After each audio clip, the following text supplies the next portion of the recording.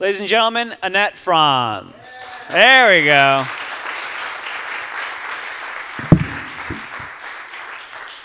This is really going to test my left-right coordination here. I'm not used to doing this, but all right. So thank you for joining me at the end of the day here. I know it's the end of the day. So pros and cons. Pros, it is the end of the day. Pros, I can talk as long as I want because I think I'm the last speaker in this room. So cons for you, yeah, exactly that. But if you get bored, I wore some great shoes. So just enjoy the shoes if you get bored. So. All right, so I think we're going to start here with a little bit about me. I am, as Joe said, the CEO and founder of CX Journey, Inc. It is a customer experience strategy consulting firm. I've been in this space for 25 plus years. I started when I was 4 at J.D. Power & Associates. And I am also an executive officer for the board of directors for the Customer Experience Professionals Association. It's the professional association, obviously, for customer experience folks. I'm Certified Customer Experience Professional, which is a certification that's offered through the association, and I am an official member of the Forbes Coaches Council. And I think we're going to kick things off right now with a video.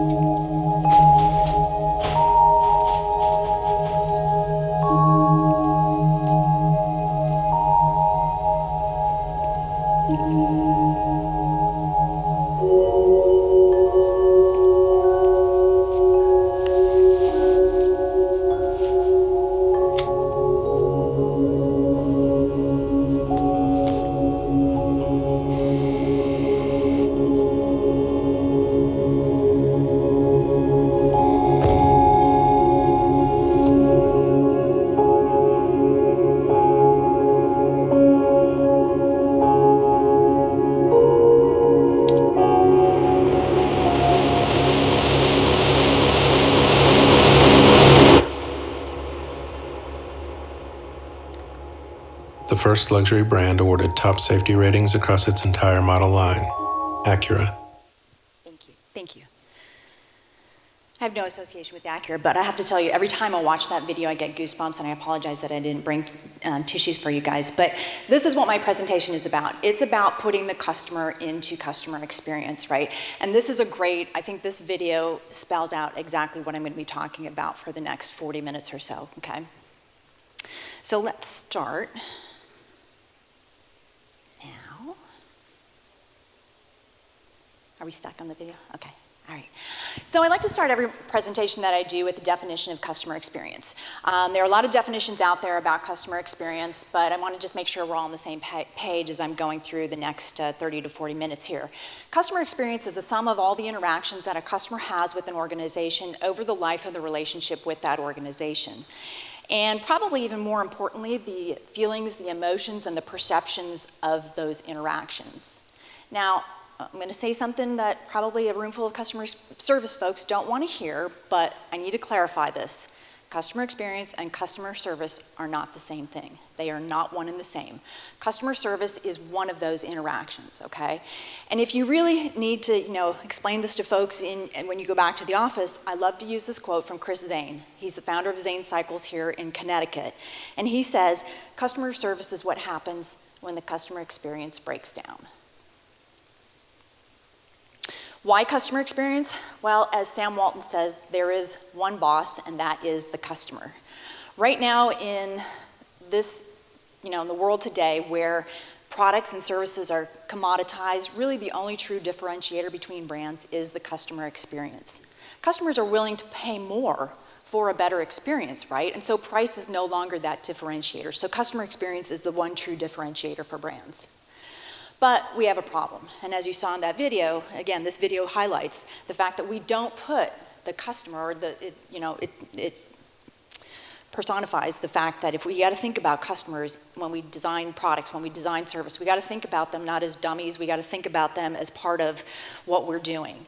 So we've got some problems, and I thought I'd use the next couple of slides to outline some of the problems that I've seen. I'm not using a lot of the sort of common examples that everybody has used in the past or has seen or can cite going forward, but just a couple of examples how we're not putting the customer into customer experience today. The first one is this thing called, what I call the customer experience gap, or customer experience perception gap. It's actually, Bain calls it the delivery gap. This is research that Bain did back in 2005. The numbers are still, they may be up and down a little bit, but they're still pretty relevant and pretty in line with what you see here on this slide. Basically, it says 80% of executives believe that they deliver a superior customer experience, but only 8% of customers agree. So what's happening here? Two things. First of all, companies are focusing on acquisition over retention. And when we focus on acquisition, when we focus on growth, when we focus on the things that we need to do to bring customers in the door, we're focusing on numbers, and the CEO says, hey, we're growing. We've got 10,000 more customers than we had last month. We must be delivering a great experience. Except the problem is that they're not focusing on retention, and retention is hard work, and that's where this perception gap is happening. The other thing that's happening is that every company is listening to customers today, right? You get surveyed for, to go to the library, take your dog to the vet, go to the bathroom, whatever. You get surveyed for everything you do. You know that, right? But the problem is that what companies do with that feedback is they analyze it ad nauseum and they do nothing with it. Or they do two other things. Number one, they focus on the metrics. So I need to get my NPS up. I need to get my CSAT up. I need to get my customer experience or my customer effort score up. And when you focus on doing what it takes to move the needle, you're actually asking your employees and your people to do things that you wouldn't normally want them to do. If you've ever been to a store or a car dealership or any of these places where they say, hey, here's a candy bar, here's $5, here's a free oil change, here's a membership to Sam's Club.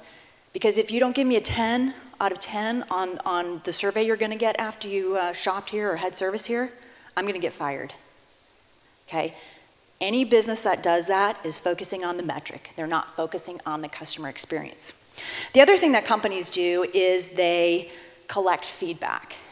And you say, well, what's wrong with that? Well, I liken that to collecting postage stamps. Anybody here collect stamps?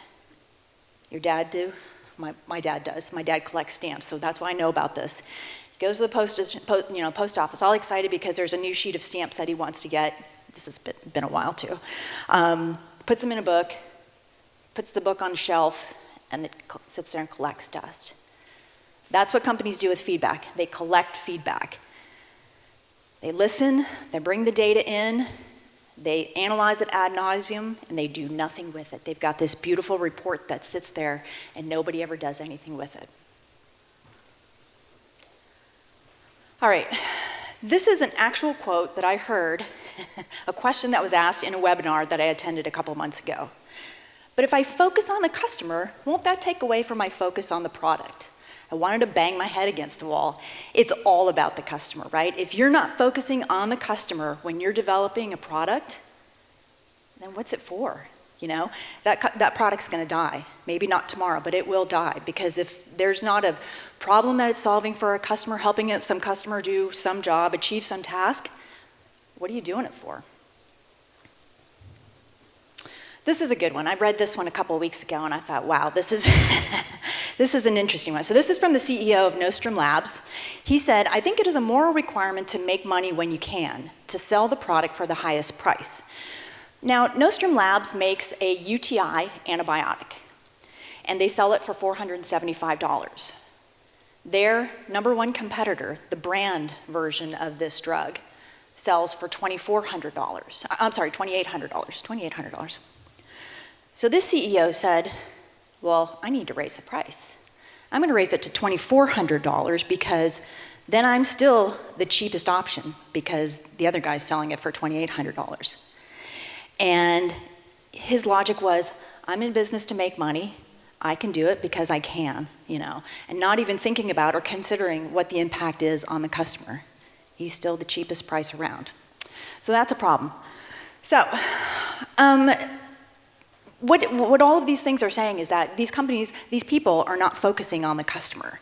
And they're not thinking about the customer and the customer experience at all, or the impact of the decisions that they make on the customer.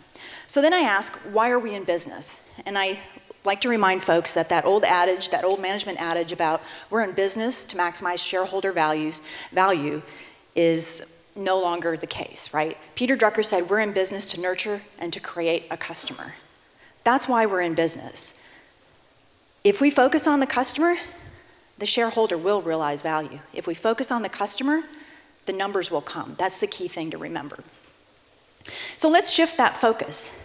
Let's change the way that we do business and put the customer at the center of everything that we do. And I love that, I forgot the one pro about speaking at the end of the day, is that all of these themes, all of the speakers today kind of built on the next one, right? And this panel right before me talking about putting the human in the experiences is awesome. So that's what we want to do here. We want to shift the focus and put the customer into customer experience.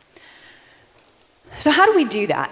Well, first of all, in order to do that, any improvements or anything that we do, create, design products, deliver services, whatever it is, any improvements that we make in the business have to be grounded in data, insights, and customer understanding.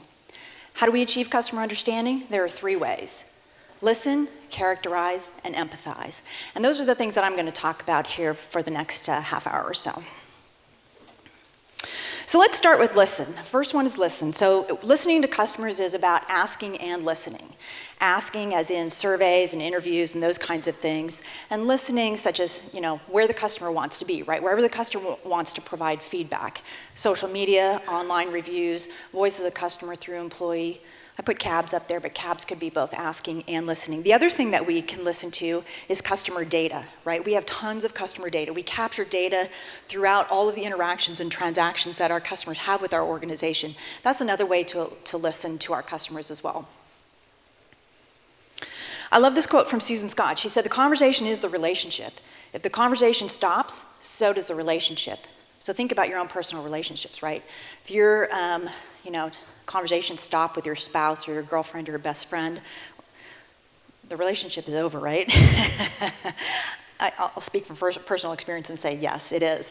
So if we stop talking to our customers, if we stop listening to our customers, if we stop having that conversation with our customers, listen, hear, act, respond, act, back and forth, the relationship is going to end. So number one thing we need to do is listen to our customers and act on what we hear. The next thing, number 2 way to understand customers is to characterize customers. And by this I mean to develop personas and empathy maps. Personas can be, they're research-based personifications of your ideal customers, your ideal prospects. But it's research-based, right? You're going to do ethnographic research. You're going to do one-on-one interviews. You're going to use the customer data that you already have to develop these personas. Let me show you an example of a persona. So this is just an example that I pulled off of the web. I can't use any of the ones that I've done, so I had to grab something online that was sort of generic. So there are 2 types of personas. There are buyer personas that marketing folks use. This is a buyer persona. It's very high level. It's, who is the customer? Why did they buy? What are their goals? What are their preferences? Those kinds of things. And then there are design personas. These are the things that CX and UX folks use to actually design experiences, to design products. When we have design personas, what we have is a little bit more detail around what problems are the customers trying to solve? What are their pain points? What jobs are they trying to do? What tasks are they trying to achieve? Those kinds of things. And we get that by taking those personas, because that's good information, but then also creating an empathy map. And the empathy map, as you can see, brings in a lot of that other detail. What's the customer doing? What's the customer thinking? What are they feeling? What are they saying? What are their pain points? What are their goals? This is such a strong and powerful tool to really help you understand your customers.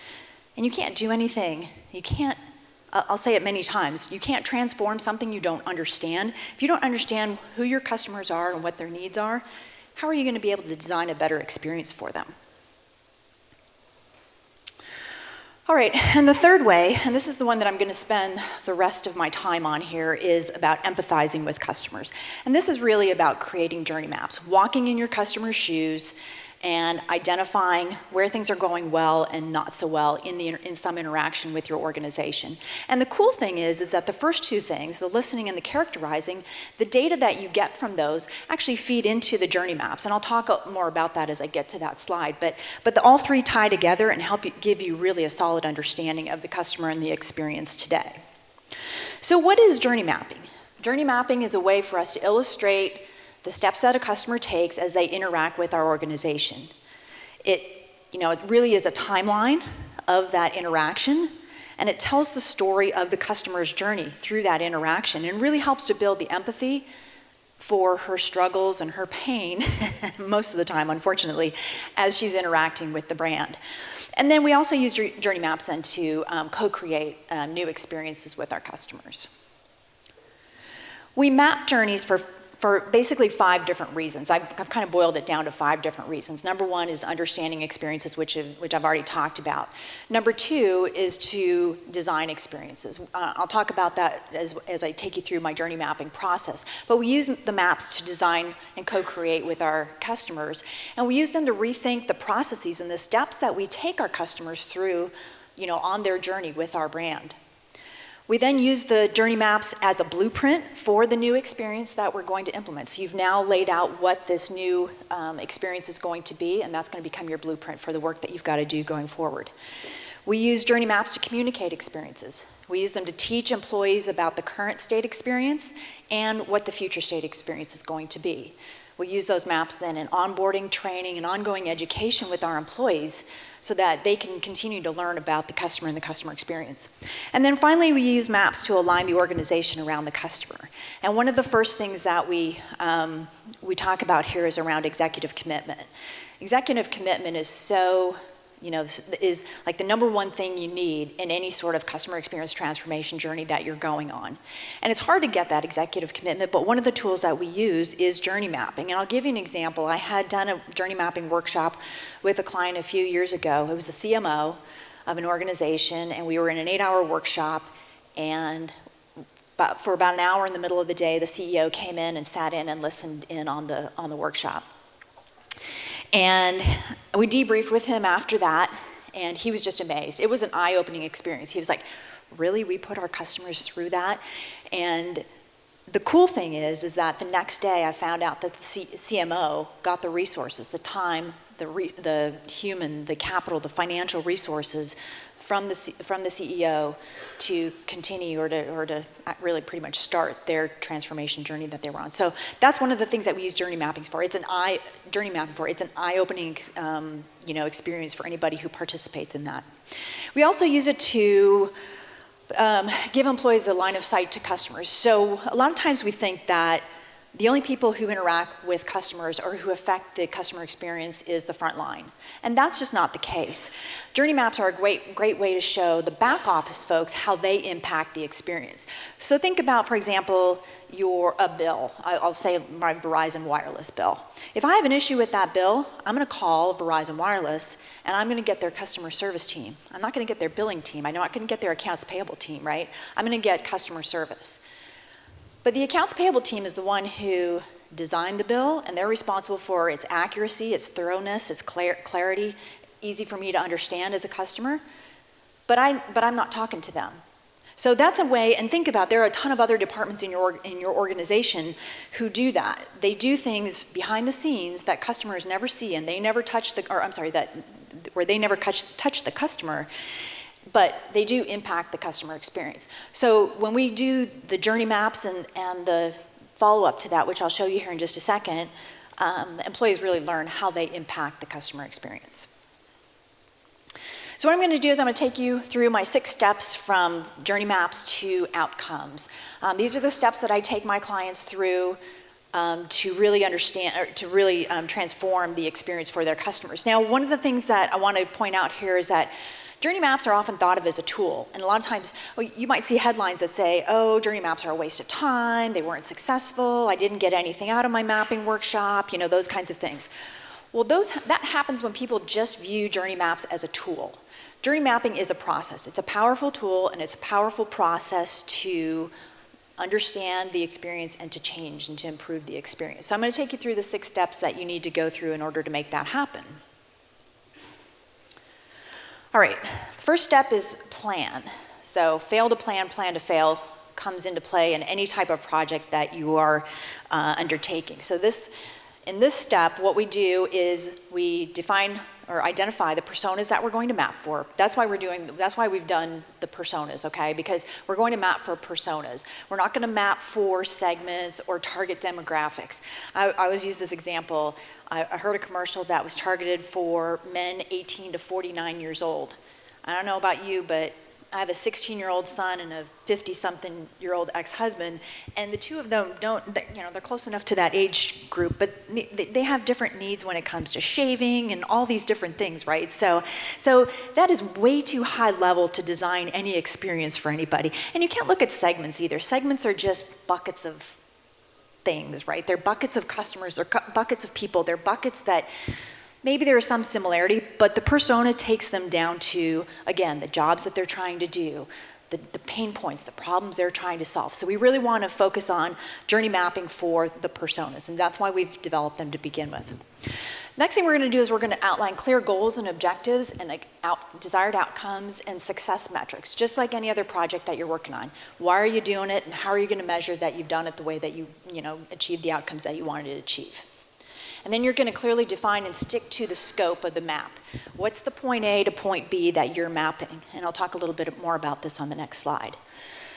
And then the next thing you're going to do is make sure you get the right people in the room. So a couple of things here. I like to map with customers in the room, but there are a lot of different ways you can map, but there are two, it really boils down to two. You're either going to map with customers or you're not going to map with customers. If you don't map with customers, you're going to create something called an assumptive map.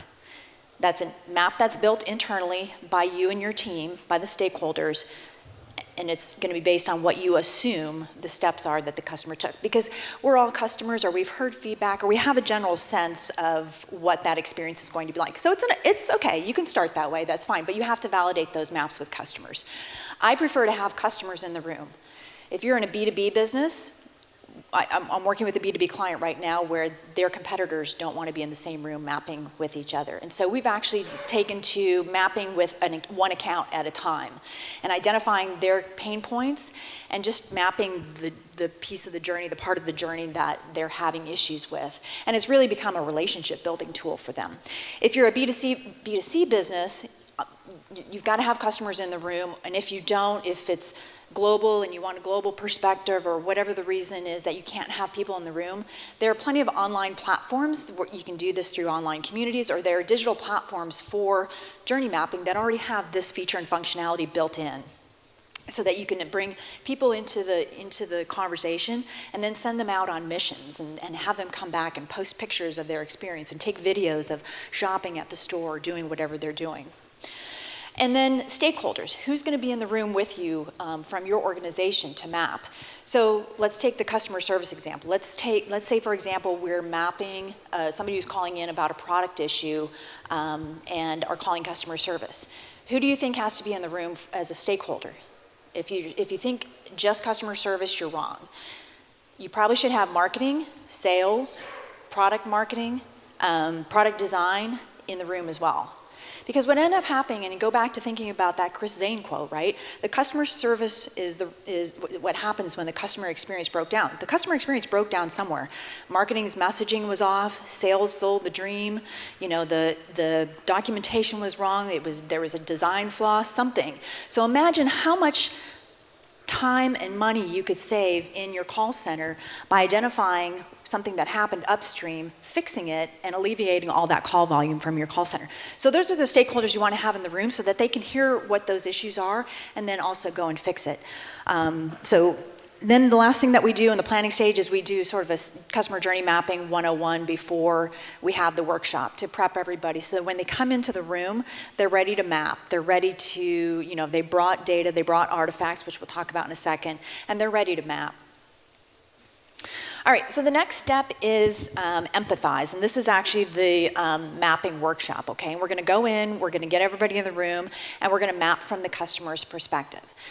There are a lot of different frameworks and swim lanes and different ways that you can map a customer journey, but each journey map captures three main things: what the customer is doing, what the customer is thinking, and what the customer is feeling throughout that interaction with the organization.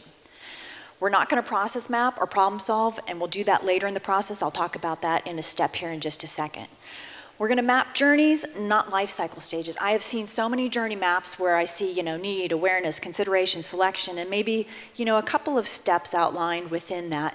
And doing that is great for marketing, but it's not great for the CX design piece of things, right? We need to map at a level of detail so that we can really understand where things are going right and where they're breaking down. So we need to map at a, if you think about the life cycle stage, you're going to be within that stage and you're going to pick some interaction within that stage and you're going to focus on that point A to point B. But you also do have to think about what comes before and what comes after that, and also think about how that fits into the big picture. So don't lose sight of that, but for design purposes, for really understanding the experience, we want to get down to some more granular detail. We also want to, as we're mapping, map handoffs and things outside of our control, whether it's the weather or social or technology or economic or political. It's the parking, it's the traffic, whatever it is. Because as we design the new experience, we want to know those things are happening so that we can mitigate and we can adjust for those things as we design the new experience. As we're done mapping with the folks in the room, we're going to assign owners to each of the customer steps. If we don't have customers in the room, we're going to make sure we're going to validate those steps. And finally, we're going to digitize the maps. So let me show you an example. The map on your left is how I traditionally like to start mapping. Butcher paper and Post-it notes. It's a very creative process to just get everybody out of their chairs and thinking and talking and interacting and saying, hey, what was that experience like for you? Oh, don't forget this step. Oh, I was really frustrated at this point, those kinds of things. So I always start with mapping with butcher paper and Post-it notes. The map on the right is a digital map, a digitized map. And we need to digitize so that we can adhere to the rules of mapping, which our maps are collaborative, they're communicated, they're shared, and they're updated. They're living, breathing documents, okay? So we want to make sure that we do digitize those maps eventually. But I have a funny story to tell you about butcher paper and Post-it notes. And once you do this once, you'll never do it again. And once you do it once, you'll always definitely digitize your maps. So first time you map with butcher paper and Post-it notes, don't forget to take tape with you to tape the Post-it notes down. Because like I said, you'll do this once. You'll roll it up, you'll take it back to your office, and you'll unroll it, and all the Post-it notes will fall off on the floor. I never did that. Yeah. All right, so digitizing. Digitizing, another reason that we want to digitize the maps is because we want to bring data into the maps. Data will bring your maps to life, okay? And the kinds of data that we're going to want to bring into the maps are the kinds of things we already talked about, right? Your customer feedback, your ratings, your verbatims, the customer emotions, the sentiment analysis, the metrics, NPS, CSAT, customer effort score, the persona data, all of those kinds of things. You want to bring those into the map. You want to bring other customer and behavioral data into the maps too, so that's going to be transactional and interaction data as well. Operational metrics, some of your call center metrics, right? First call resolution, call time, hold time, those kinds of things you want to bring in as well to help, again, to bring the experience to life. Business data, you want to bring in revenue, profitability, customer lifetime value, cost to fix, impact to fix, time to fix for some of the things that we're talking about. And then finally, you're going to want to bring artifacts into the maps. And artifacts are things like call recordings, videos of the experience, pictures, screenshots, documents, contracts, invoices, all of those kinds of things. Again, so that when people who are not in the room while you're mapping see this map, it's going to paint the picture for them. It's just going to help to paint the picture for them. So why do we bring data? Again, we bring data in because we want to bring the experience to life. It helps us to better understand and analyze the experience that the customer is having, gives us deeper understanding, helps us to identify the high points and the low points, the pain points, the things that are going well, the things that aren't. And it brings in additional customer perspective too. Remember, journey mapping is very qualitative. But once we start to bring in all this other data, it makes it very quantitative, and that is good for those folks who think that qualitative versus quantitative, there's a little bit more credibility and validity when we've got quantitative, when we've got a lot more data in here to support the journey that we're seeing. It makes our maps actionable, and it helps us to really identify the key moments of truth and to prioritize the key moments of truth as well.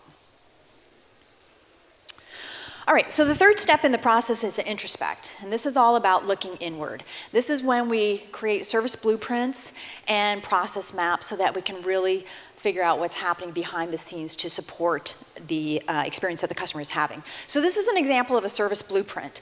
And I call service blueprint customer journey mapping part 2. What we end up doing with the service blueprint is we don't bring the entire journey map into the blueprint, right? So there is one line there. You can see it's the third swim lane down where it says customer action. That's the only thing that we bring in from the journey map. We bring in what the customer is doing. The rest of it, everything that's above it and below it, is what's above it is what the customer has interacted with. Which of our tools, our systems, our processes, our people has the customer interacted with.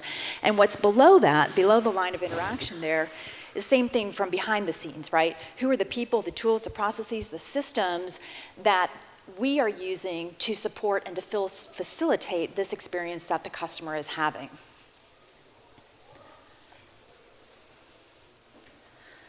Okay, step 4 in the process is to identify. This is where we're going to identify the moments of truth, really prioritize those, research the issues, conduct root cause analysis, develop your action plans, assign owners, timelines, deadlines. This is where you're really starting to develop your plan for how you're going to move forward to fix the problems, right? So the first thing we're going to do is we're going to identify those moments of truth. So I've talked about moments of truth a little bit. Moments of truth are those make or break moments in the customer experience where the customer stops and says, this was a really important part of this experience. Wow, they did a great job here. They really delighted me. They surprised me. I'm going to keep going. I'm going to finish this particular interaction, or I'm going to keep doing business with this organization. Or it could go the other way, right? There's the point in the experience where the customer says, this was a really important part of this experience, this interaction for me, and they flubbed it. They royally screwed it up, and I'm never doing business with them again, okay? So that's what a moment of truth is, that make or break moment in the journey. Now, the maps themselves don't identify those moments of truth. That's why we bring in the data, the feedback, the metrics, all of the data that we talked about to help us to identify those moments of truth. And then we need to prioritize those moments of truth. And I talked about the business data that we need to bring into the map. So the business data, things like cost to fix, time to fix, effort to fix, resources to fix, and then impact to fix, both on the customer and on the business. And when we use those things, you probably will have your own quadrant chart or algorithm that you'll use to use this data to figure out how to prioritize each of those improvement areas. And then you'll also be able to use this data to then build your business case to get the resources that you'll need to make those improvements. All right, the 5th step is to ideate. Ideate is, this is where we create the new experience, right? This is where we're going to conduct future state mapping workshops. We're going to open our minds, we're going to ideate, we're going to drop everything that we think we know or that is possible when it comes to creating and delivering this experience for our customers, and we're going to let them just throw ideas at us, just lob them over the fence. I always say rainbows and unicorns, just whatever it is. And you know what?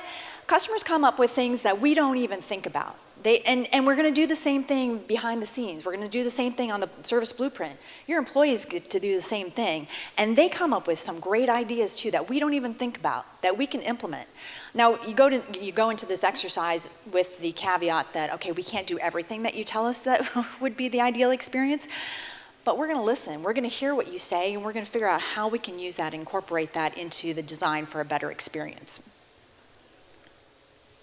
All right, and then the last step is to implement. This is where we prototype, we test, and we fail fast. Prototype, test, fail fast. When we figure out what the experience is that delights our customers or that meets their customer needs, we go and we implement that new experience.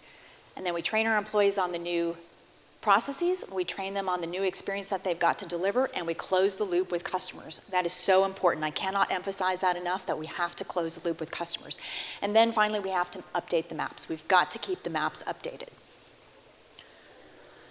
So that means it's time to get to work, right? You've done all this work, you've listened, you've characterized, you've empathized. Now you've got to make sure you put the customer at the center of everything you do.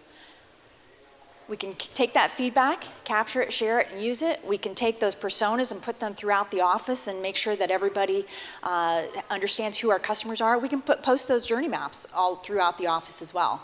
A couple of other suggestions, and I think the panel was great there and left an empty chair for the customer there, is to have an empty chair in your meetings throughout the day. that empty chair can represent your customer. This is, thanks to Jeff Bezos at Amazon, who does this with his executive staff. But I have several clients who are now doing this in their organizations, especially in their e-staff meetings. But they're encouraging their employees, their middle-level managers, to do this with their employees as well. Place customer cutouts and verbatims throughout the office. Make sure that your employees can see the customer feedback, or have that feedback streaming on monitors throughout the office as well. Not just scores. I've gone to several organizations where they've just got charts and scores and whatnot up on those monitors. Stream the actual feedback, the comments. That's what's really insightful. Have an executive customer champion. Have a person at the executive level who is going to be an advocate for the customer throughout the organization, throughout every meeting. And then create a customer room. This is sort of your customer shrine within your organization. Don't tuck it away, hide it in a corner somewhere. Have it in a prominent place where employees can see it every day, and put things in there like your feedback, your personas, your journey maps, videos of interviews with customers, anything that brings the customer to life and brings greater understanding to your employees about who the customer is and what the experience is like, what problems they're trying to solve, all of those things. All right, I don't know if you guys have ever seen that Dilbert cartoon, the one that says our #1 priority is to satisfy our customers, except when it's hard, or it's unprofitable, or we're busy. So, #1, yes, it is hard. It is hard work. I've been in this space, like I said, 25 years. It is hard work to do this. And a lot of times the ROI, you don't see it in months. Sometimes it takes years before you actually see the ROI, and that's why this is often such a hard sell within an organization. But really, if you want to put the customer into the customer experience, you've got to listen, you've got to characterize, you've got to empathize, you've got to do the work, okay? You've got to take, no transformation will happen unless you understand the customer and the customer experience today. I always like to say you can't transform something you don't understand, right? So this is it. Do the work and make sure you put the customer at the center of everything you do. That's a good cue to stop. All right, I am open for questions if anybody has any questions. Go ahead. Yes. So, full disclosure, I was an advisor for one of them and worked for them for a while as well. Touchpoint Dashboard, one of my favorites. The one that I showed you, that screen capture, is another one that I'm an advisor for, CX Workout. There is a site, genroe.com, GENROE.com. If you just search journey mapping, and I think it's on one of his, on the side is like one of his most popular posts, he does a good job of outlining a lot of the digital platforms and giving you pros and cons, pricing, and those kinds of things for it. Any other questions?